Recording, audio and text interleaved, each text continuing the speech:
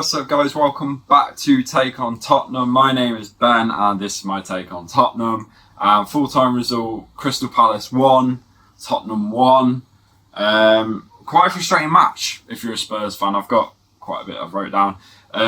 So let's just jump straight into it.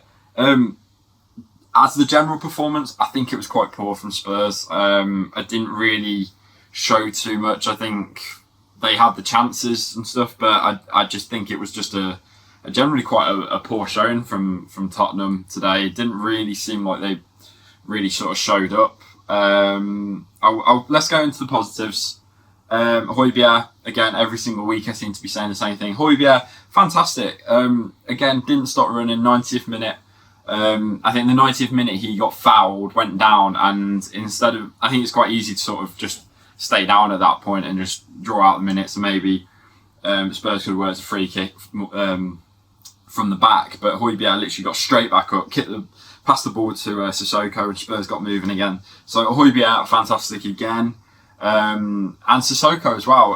Those two are really doing a great job at breaking down the play, at breaking down the opposition play at the minute. I thought Sissoko was very good today. Not his best performance by a country mile, but I thought he was positive.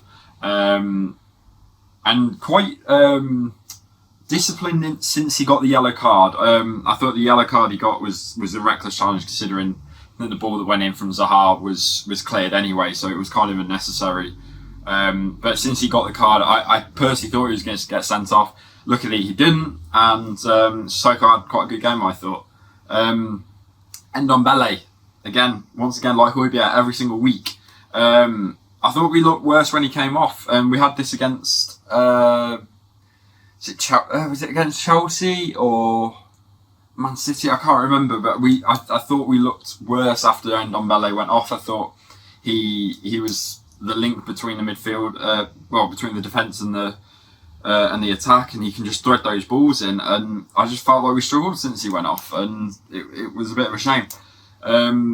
Steven Bergwijn, I thought was amazing today. I really thought he was I feel like him and Sissoko in wins, losses, draws, whatever. I think him and Sissoko will probably hardly ever get mentioned.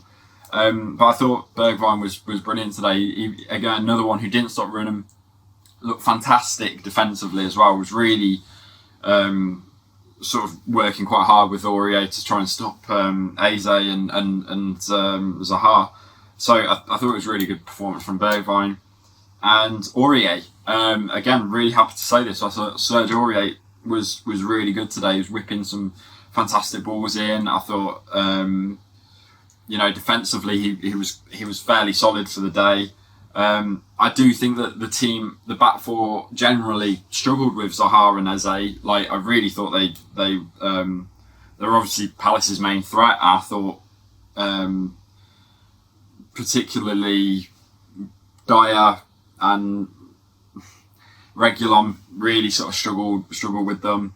I will get into them actually. I've sort of give a middle review, so not too good, not too bad game. Reguilon looked really good in parts. Looked really good. Was bursting forward with the attack. I thought it was really good defensively. Was making some tackles, but then at parts he looked like he was really struggling. He looked like he was struggling. It was simple passing as well. So I found that was quite frustrating with simple passing, not just from him around the park. A lot of simple passes were just going astray. So Reguilon had a bit of a mixed game for me, and Kane as well scored an absolutely belter of a goal. It should have been saved, but Kane had the goal was really good. But I felt like he had a mixed game. Him and Sonny, I felt really weren't involved in this game too much. I've wrote bad. I've wrote Son because I just felt like he didn't. He got an assist from Kane, but it wasn't like how they've linked up in the past or anything. It was literally just a pass that, again, Kane took a shot that he had no right in taking on and managed to score from. Sonny was very quiet today. Really probably quite a poor performance from Sonny. I don't really say that often, but I felt like it was just a bit poor today. I didn't really notice him too much. Dyer, I'm going to say it was poor marking for the goal. He'd had an okay game up until then, but I thought the marking for the goal was poor. He had a bit of a mix-up with Sissoko on a Benteke chance as well before that. And his passing, he had the ball and he passed it straight to Palace. And it's just things like, and then Palace started attacking. And it's just things like that where, yeah, we are a team that against bigger teams and more attacking teams, we do invite the pressure and we counter. That's obviously produced the Man City result, the Chelsea result, and the Arsenal results.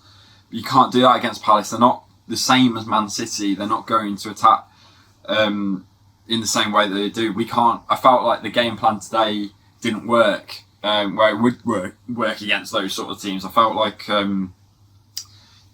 teams like Palace, you know, we can't afford to just sit back and invite them. They're going to wait for us to go forward. Fair play to Palace. I thought they played really well today. You know, I thought they, especially Zaha and Eze, were like, I thought they were really good. You know, if they keep them in form for the season, they'll have no worry. I think, you know, they were tough to break down, I thought, as well, Palace. I thought defensively they were quite sturdy. Shout out to their keeper, I forget his name. But what a weird game for him. He made some world-class saves and then obviously let the Kane shot in. But some of the saves he made today, I think obviously Dyer's free kick as well. Aurier whipped a ball in that Kane nearly headed in. Their keeper, definitely, I think, man of the match for them. He made some really top saves. Yeah, the style just wasn't working today. Struggled with their two front men, and Lloris, as good as he's been this season, probably the best form he's had so far with us in the time that he has been. I felt he was just unfortunate. I'm not going to shout at Lloris. I'm not going to berate him or anything. I do think it was a sort of thing where I felt like if he just gathered it, but it was like he tried to save it. It was a very well done free kick, and he was just a bit unfortunate, to be honest. It was a bit of a shame for him. And what I'm most frustrated at is that it took for them to score for us to start playing. That's what was the most frustrating thing for me. Palace scored, we started going on the attack, we started pushing them back, and it took for them to do that in like the 80th minute for us to start kicking into that gear, and that was probably the most frustrating thing for me. We had the tools there to really have a go at Palace, and they sat back and started inviting the pressure, and then all of a sudden what happens? Shockingly, we concede. I'm not berating the defence much because obviously they've had a really good record. First goal in about 7 hours, I think it was, which was really good. But it's just frustrating to know that we had the tools to go forward and we just didn't do it until they scored, and it was very frustrating. And I will rant about this in the final bit of this video right now. Lo Celso, I was very, very annoyed at the fact that we won a free kick. I think it was Lo Celso anyway. We won a free kick right at the end of the game, literally 94th minute. It gave me memories of Christian Eriksen, where you get a corner and it doesn't clear the first man. The 94th minute, they're not going to counter. There's no time to counter. Whip that ball in to the 6-yard box. Whip it in. What did Lo Celso do? And I'm so gutted because he had a great game on Thursday against Antwerp. What did he do? Crossed it. Palace, first man, headed it out, full-time whistle, done. And that's it. And I'm just like going, what have you got to lose? Like, you might as well throw everybody up for that. Get Dyer in, get Alderweireld, get them all in, and give that ball the best delivery you've ever done, and maybe nick a goal, maybe get another corner, I don't know. But don't hit the first man. And it like I said, it rang true to Christian Eriksen. How many times as Spurs fans did we get a corner in the 90th minute? Eriksen steps up, you're thinking, right, we've got Toby, we had Jan at the time, you know, big centre backs ready to header this corner, first man done, and it was probably Christian Eriksen's worst trait, and a lot of fans probably don't miss that, and that worried me that I saw that, because I hope that was just a one-off. Lo Celso is a really cracking player, and he showed again on Thursday, but my God, do not ever do that again, because that was annoying as hell. Like I just don't understand the mentality. And if if I was Jose and I'd seen that, I would have berated him at the full time for doing that delivery, because that was unacceptable. Unacceptable. When you want to be up there, you've got to do that, and you can't just hit it to the first man. It's not on. So yeah, we go on to the next game. I believe it is Liverpool on Wednesday, who will probably be really happy now because we dropped points.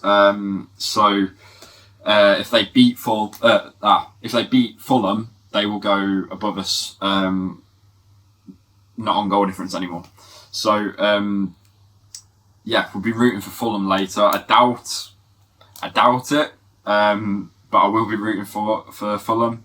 You never know, but I would expect Liverpool to get 3 points from that match. So it makes Wednesday even more important for everyone.